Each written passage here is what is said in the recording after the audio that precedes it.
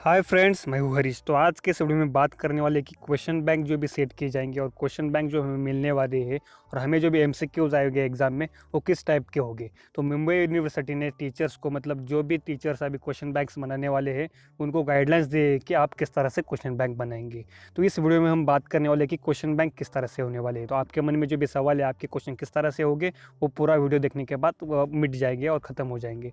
So video को last तक जरूर देखिए और चैनल पर पहली बार है चैनल को सब्सक्राइब कर बेल को दबा देना। मैं इसी वीडियो आपके लिए लाता रहता हूँ। तो सबसे पहले जो भी उन्होंने बताया है कि जो भी सिलेबस होगा आपका, जो भी रेगुलर स्टूडेंट्स है उनके लिए 13 मार्च के सिलेबस है उस तक के एमसीक्यू बनाने हैं। और जो भी बैकलॉग ईटीकेटी वाले स्टूडेंट्स है उनको पूरे सिलेबस के जो भी एमसीक्यूज है और एमसीक्यू बनाने हैं। सेकंड जो भी मेन पॉइंट है, सेकंड पॉइंट जो भी है वो है डिफ़िकल्टी लेवल। मतलब आपके जो भी एमसीक्यू होंगे वो हार्ड होंगे या इजी होंगे। मतलब उसमें उन्होंने जैसे कि हर बार होता है एग्ज़ाम में, उन्होंने बोला है कि सिंपल एमसीक्यू भी आपको रखने हैं, एवरेज एमसीक्यू भी आपको रखने हैं और उसमें डिफ़िकल्ट लेवल मतलब जो भी वेरी डिफ़िकल्ट लेवल के एमसीक्यू है वो भी रखने हैं। मतलब तीनों टाइप के आपको एमसीक्यू एग्जाम में होने वाले। थर्ड जो भी पॉइंट आता है अभी वेटेज का, मतलब किस चैप्टर से कितने एमसीक्यूज आपको आने वाले हैं। तो उसमें सबसे इंपॉर्टेंट उन्होंने यही बात बताई है कि अगर जितना मतलब सभी जो भी चैप्टर्स है उनको सेम वेटेज होगा। मतलब आप सबको पता होगा नॉर्मली थ्योरी में कभी कभी कुछ चैप्टर जो भी इंपॉर्टेंट है उसमें ज़्यादा वेटेज होता है, कुछ चैप्टर में कम वेटेज होता है। तो ये क्या बताया है कि देखो, ये मुंबई यूनिवर्सिटी ने बताया कि सभी चैप्टर्स को सेम वेटेज दो। अभी सभी यूनिवर्सिटीज़ मुझे लगता है कि वो अपना अपना गाइडलाइंस देंगे। तो ये मुंबई यूनिवर्सिटी की गाइडलाइंस है, मे भी बाकी ओके एज़ कम्पेयर टू इस तरह से होगी। तो वेटेज के बाद में समझ में आई।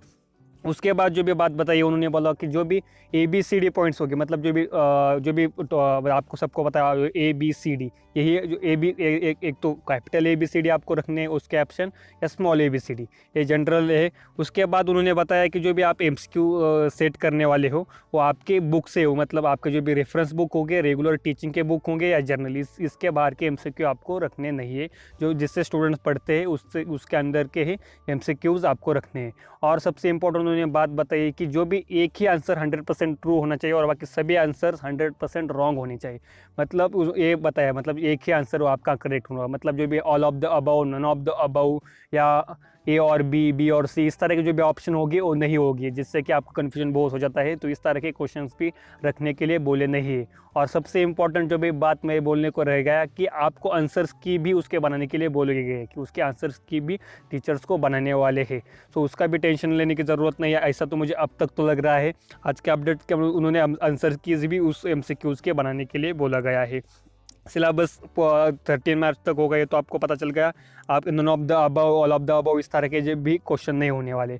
ओवरऑल इस तरह का जो भी आपके क्वेश्चन बैंक्स आपको मिलने वाले हैं। सो आई होप आपको समझ में आया होगा। तो कितने क्वेश्चंस होंगे जिसका जो कि आपका क्वेश्चन है उसके बारे में कुछ भी नहीं बताया गया। तो आप एवरेजली आपके अंदाज़ा लगा सकते हो सभी अगर चैप्टर्स का एवरेजली सभी को सेम वेटेज देना है तो कितने क्वेश्चन लगा दे सकते हैं। तो उसके बारे में जैसे कुछ आगे अपडेट आएगी तो मैं बता दूंगा। So thanks for watching video, मिलते हैं नेक्स्ट वीडियो में। बाय बाय, सी।